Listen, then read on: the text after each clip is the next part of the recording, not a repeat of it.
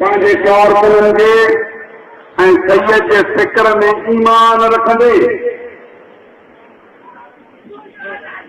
ऐं जीअं सैद जी सालगिरह ते